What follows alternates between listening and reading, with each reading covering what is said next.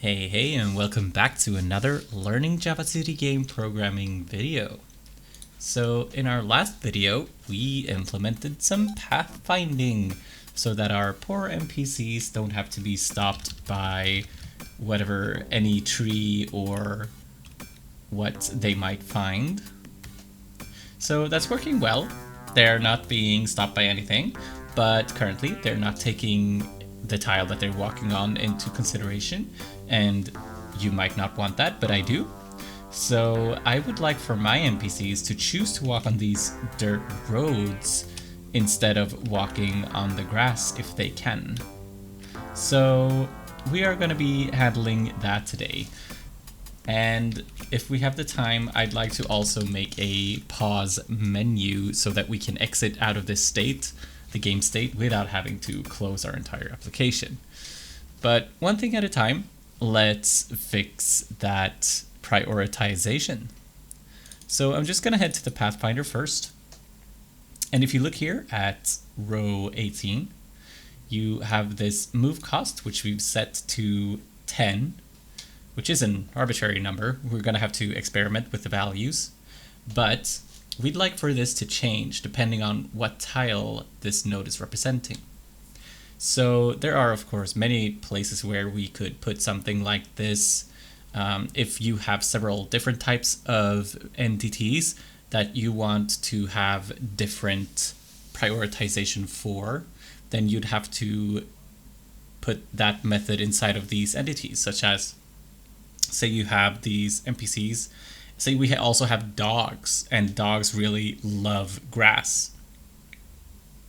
Then we're going to have to put this method inside of the NPC and the dog class, and then we'd say that given this tile that we have, how much does it cost for you to walk on that tile? But we don't have that in our game, and so we're not going to make that type of solution until we need it. There's no need for that yet. So everything can have the same value. So instead I'm going to put it in the tile class. So the tile class will answer for everyone. So say GameMath, get tile at X and Y, and then I'm going to say get move cost. Whoop. So let's create that method. And also, our tile class, we only use this one class to represent all of our tiles, so we don't have a tile type or anything. You could easily add just a new tile by adding a new sprite to your resources folder and then just, creating a tool to be able to place that tile. So either you can put the move cost inside of here and then put it inside of the constructor so that you can tell in the constructor what move cost will this tile have. But we're going to start simple, right? So we can expand this later and make it what we need to. Right now we don't have the need, so let's not do it. I'm going to make a switch statement inside of here. So I'm going to say int move cost is equal to switch, and we're going to switch on the tile name because that's what we have. I'm just going to put semicolon there, and then for the default value, I'm going to say 20. And like we had before, for the dirt and for the concrete, I'm going to say 10. So it gives back 10 for these two, and anything else, it'll just give back 20. So let's just return that move cost and see what that looks like. I'm just going to hit play, and I'm just going to increase the speed so I can look at this.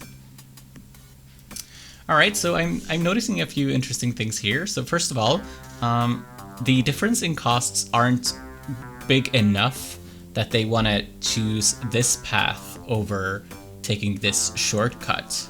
So we're going to have to make that larger. But even when they do walk here, I was in the way of all of those people, they choose to walk here. And so they're really walking on the grass, but it isn't grass. So this entire tile is a dirt tile. It's just that the graphics is mostly covered with grass, but the tile is considered a dirt tile. So in order for us to make them choose the base tile, we're gonna have to do something else. So if you look at this, first of all, let's make it the difference much larger, and I'm gonna increase the cost for both of these. And that's because I want to try to make them not walk on the edge tiles, or rather to prioritize walking on base tiles. So I'm going to say if is a base tile, then I'm going to cut that cost in half. And when is it a base tile? Well, luckily, since we've implemented this, we know when it's a base tile. It's when the tile index is 6. So if we just take a quick look at one of these tiles, dirt, this tile has index 6. So that means it's a base tile, and that means let's slash the move cost in half and see what that looks like.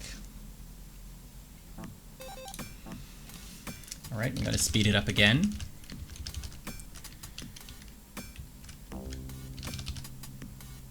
All right, so they are choosing to walk here in the middle much more.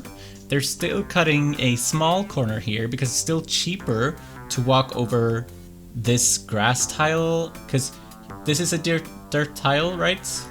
And here is a dirt tile. So probably it is more cheap to just walk over that one grass tile here than to round this entire thing. And let's just go check on some other places. So they're also walking across there. And here some of them are walking. So what we could do, of course, is increase the difference here.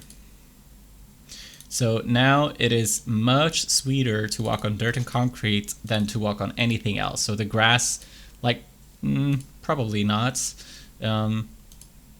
They'd rather take 4 tiles of dirt or concrete than 1 tile of grass. And also, if it's a base tile, it's extra sweet. But that's for everything. So that also includes the grass. It will be 50 instead. So I'm just going to check that out.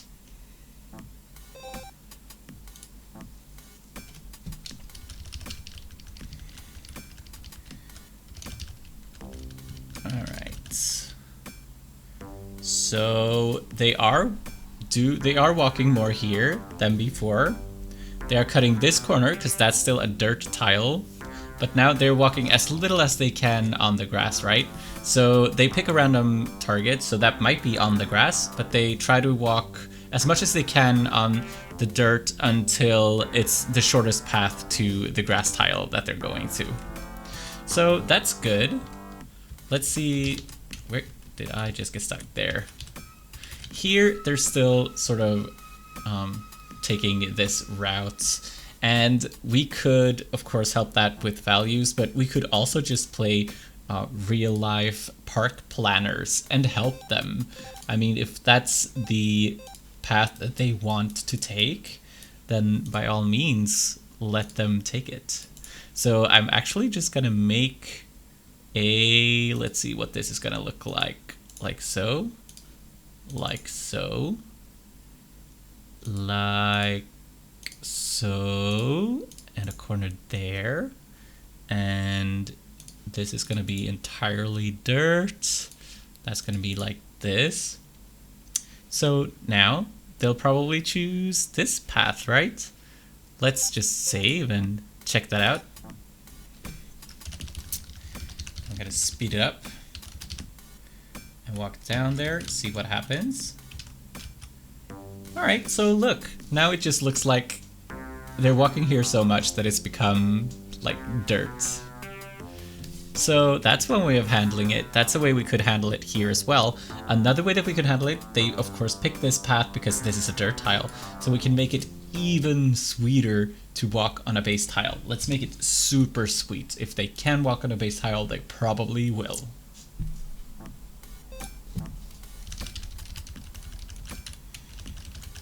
So let's see if that changed how they walk here. And it did. So a few of them still walk here, not everyone. And it depends on where they're going, of course, if they think it's worth it or not. So really, you could just keep doing this and, tweaking your values, seeing what that changes and what happens. I'm fairly okay with this. I mean, some people do take shortcuts over the grass. It's fine. Most of them are walking on the dirt most of the time. And that's really what I was looking for. So I'm just going to see how much time I've used. Only 10 minutes, that's good. Because I want to make a pause menu so that we can exit out of this state and go to the editor state or something like that without having to close this application. So let's do that. I'm going to head over to the game state folder here. I'm going to add a new boolean that I'm going to call paused. So let's just set pause to false by default. We actually don't have to do this because it's a simple boolean, so it's going to be false. We could just do that. As long as the people, if anyone else would be reading this, as long as they would understand that that's what's happening, since this isn't an object, this will always have a value and it will always be initialized to false by default. Yeah, so what would we like to happen when we pause? Well, we would like for the time not to increase, and we don't want to update our game objects, right? So we want the game to sort of stand still. Now, we have a small problem, and that is if we go into this state, we have this time, but we can't just not update this time because our UI elements are using this object to know if they should be updating or not. We are, of course, caching their visuals, their sprites. We generate their sprites and then we cache them for a certain amount of time before we update it. And we use this object for that. And we use this object for the game time as well. So that means we can't use both of them. But I still want to keep this one. It's important for other things. So this time is now going to be the time that we have been inside of this state.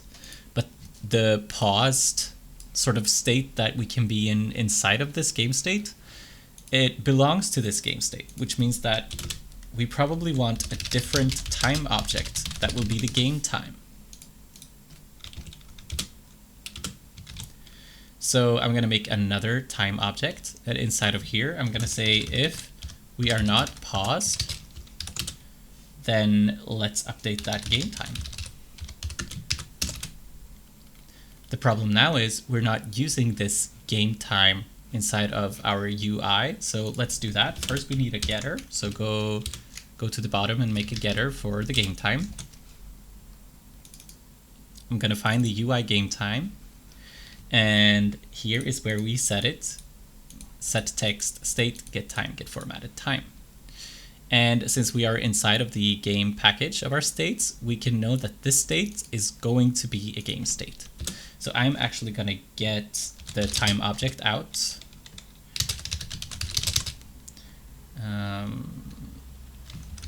Game state, we need to cast it. And we need to import stuff. I'm just going to import this first. And then import that. And then say get game time. Now, unfortunately, these both had the same name, so let's just say this dot game time set text game time get formatted time. So now we're using our game time instead of the state time, which is good. Now we have one more problem, and that is that inside of the state, we are updating all of our objects in this update, and we call super update the first thing we do, so it runs all of this. But luckily, we are doing this in a separate method, so we can just set the accessibility of this method to protected, so we can override it in here.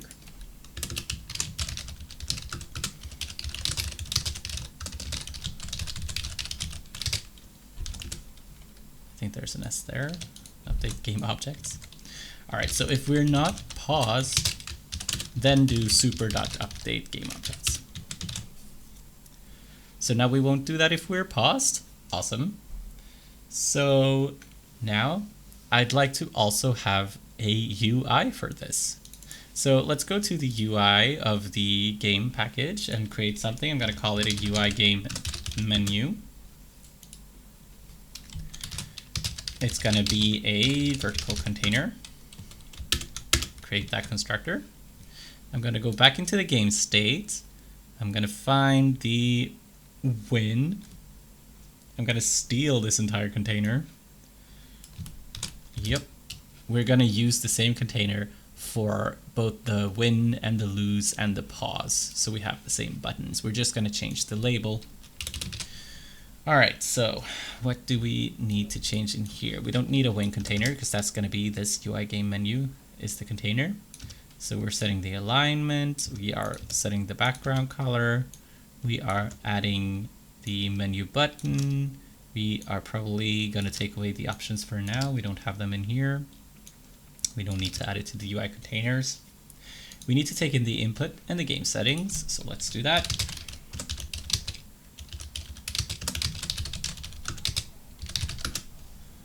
All right, and I need to import the input. Great, we have a menu. We have exit, which will exit the entire application. And then let's also make one called resume. So this will be something like game state. Let's cast it first, the state. And we need to import game state. And then I'm going to be making something called toggle pause. And then you give it whether you want the pause to be on or off. And I'm going to say false. So that would be off. Toggle pause off. Make sure it's false. We also need the label that I was talking about. So let's just keep a reference to a UI text. I'm going to make a private UI text. I'll call it label. So import that. And by default, I'm going to let the label be new UI text that says paused. Make sure to add that label. We need a way of updating the text for this label. So when we have won, it's going to say victory. And when we have lost, it's going to say defeat. So I'm just going to make a public void set label. We take in a text. And then we do this. No, it's enough to just say label. Label set text, text. So we can update that text. Now let's create this toggle pause method inside of the game state. I'm gonna call it should pause just so you can get an understanding on what it's gonna do. So if we should pause, then let's make sure that paused is true.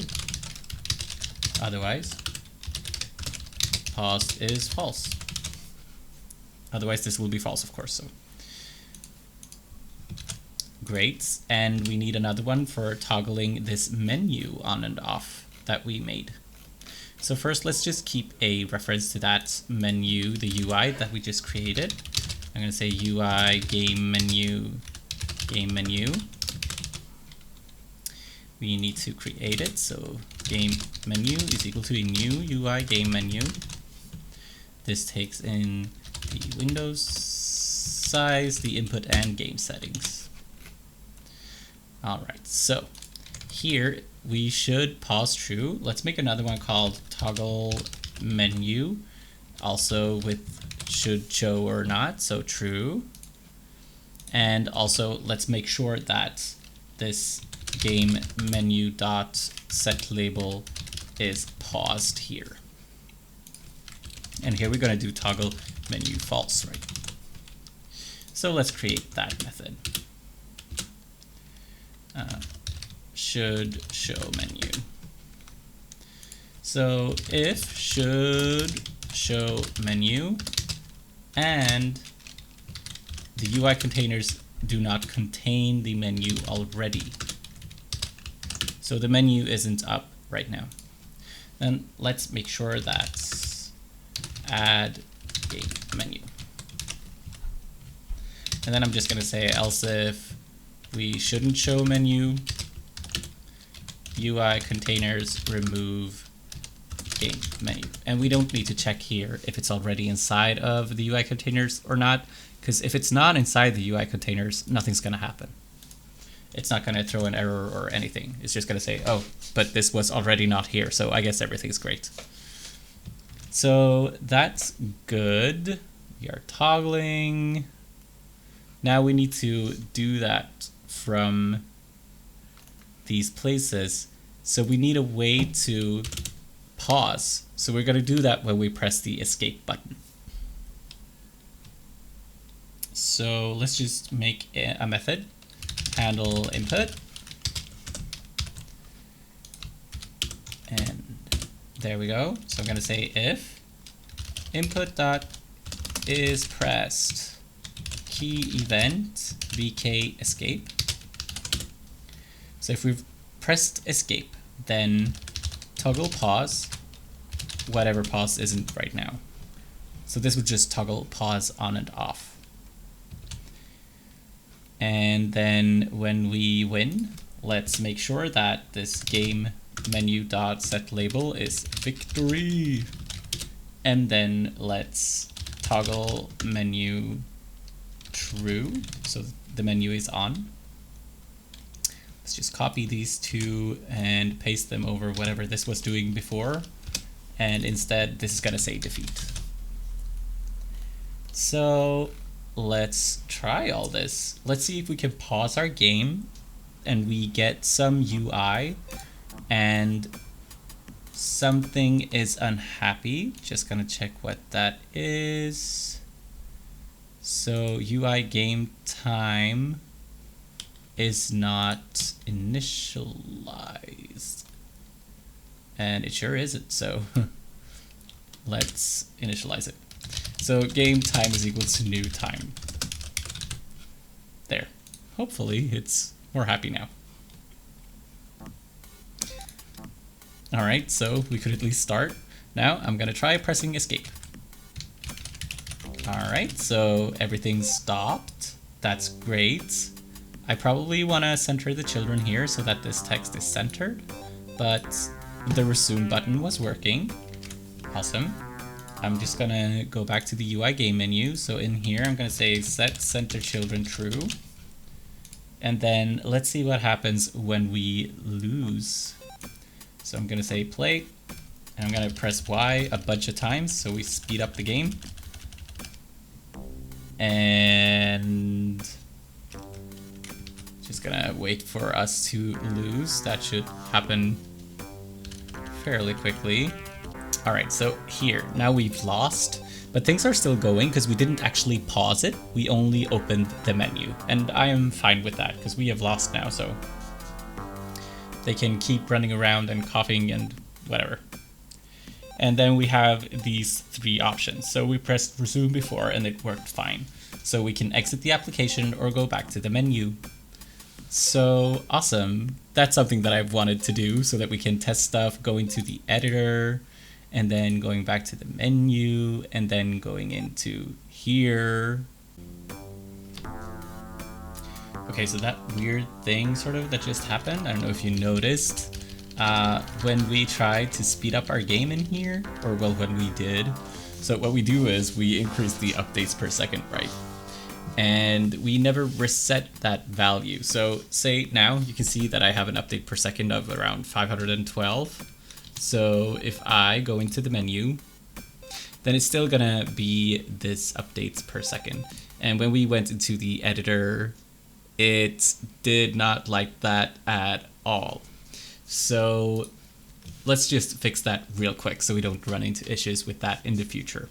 And the way I'm going to do it is I'm going to set it back to be what it was in the beginning. Inside of our game settings, we have this game speed multiplier. So we multiply that by the base updates per second that we have. So I'm going to make either we make a setter or we make a reset method. And since we don't have a setter yet, let's just make a reset method.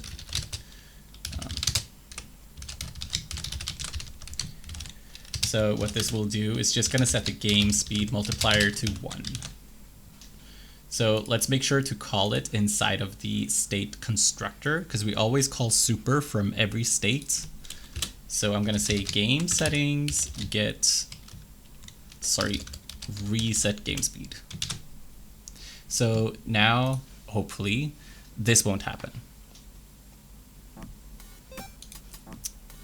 All right, so I'm just gonna speed this up a lot. And now that we've sped it up a little, let's go to the menu and hopefully it's gonna drop back. And it did. So great. That was it. Thank you so much for watching and I will see you soon. Hej då.